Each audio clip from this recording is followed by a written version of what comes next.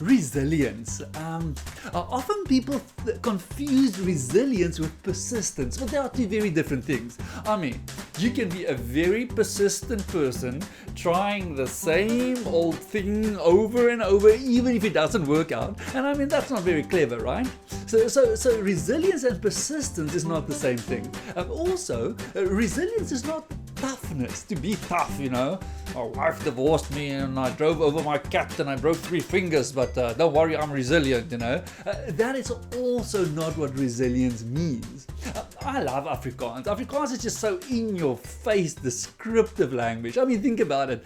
In English, you will say, do you want a lollipop? A lollipop. In Afrikaans, you would say, do you want a stokkie lekker? Do you want a sweet on a stick, my friend? I mean, it's so straightforward. You know what you're getting when you get a sweet on a stick. Or in English, you would say, meet me at the escalator. Just let us meet at the escalator. In Afrikaans, you will say, meet me at the roltrap.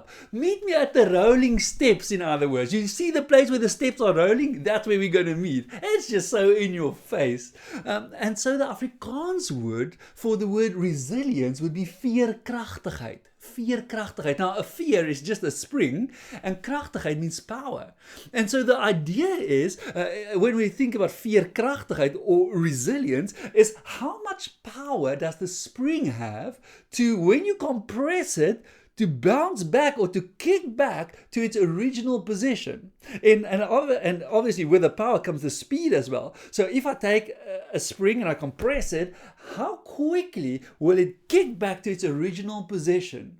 And that's going to be my question for you today is, how much veerkragtigheid, how much power do you have in you and speed that when disappointment hits, when you work on something, you put everything in it and it doesn't work, how long does it take you to work through that disappointment and get back to your original form? That is resilience, my friends. Now, it doesn't mean that when the world gives us a slap in the face, that we just need to jump back immediately. That will cause other issues. So resilience doesn't mean not to feel disappointment. Resilience means to feel everything. Let's go and have our chocolate cake. Let's get in bed. Let's drink a pill, whatever you need.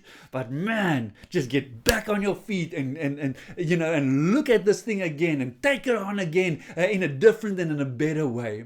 That is resilience. Now, you are not born a resilient person. You don't come out of your mom resilient. We develop resilience. And so the good news is that even if you tell me today, yeah, Kobus, I really, when I feel disappointed, I'm disappointed. I really feel it. And I really struggle to bounce back. My turnaround time is not that fast. All right. Well, you can change that. You can become a more resilient person by just developing resilience. And here's a way to do this. So I want you to go and play with this, all right? I want you to go back in your life. Just go think about your life and write down 10 things where you actually, those things were tough. And those 10 things were 10 things where you thought like, oh, this is going to be, I don't know if it's possible to do this. I don't know if it's possible to get through this. It's 10 things that's super tough. And you can go back to primary school if you want to. It doesn't matter what 10 things, but 10 things that you really thought was tough in your life. And yet you got through it. 10 things that you had doubts as to, like, how will you pull this off? And yet you pulled it off. I want you to list those 10 things. All right, so that will be step 1. Step 2 will be to now go and revisit those 10 things. To go back and say, oh man, I did that event and I thought it was so tough, but I got through it. I got through the death of a loved one. I got through a divorce. I got through changing jobs. I got through a big project. I got through this thing in my life. I was sick at a point and I thought, oh man, this might be the end. And I got through it. And I want you to go and revisit those things. And as you revisit each one, I want you to tell yourself, man, this shows that I'm resilient.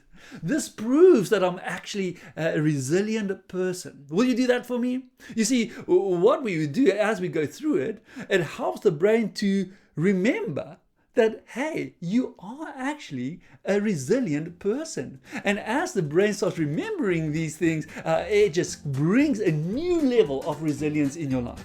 Does that make sense to you? All right, so go and make your list. This is not about wishful thinking, oh, I wish I was a resilient person. This is about remembering that you actually are. Go and make your list, go and revisit those events, and at the end of each one, just remember to think back as to how resilient you really are. See you soon, we've got a lot more to do.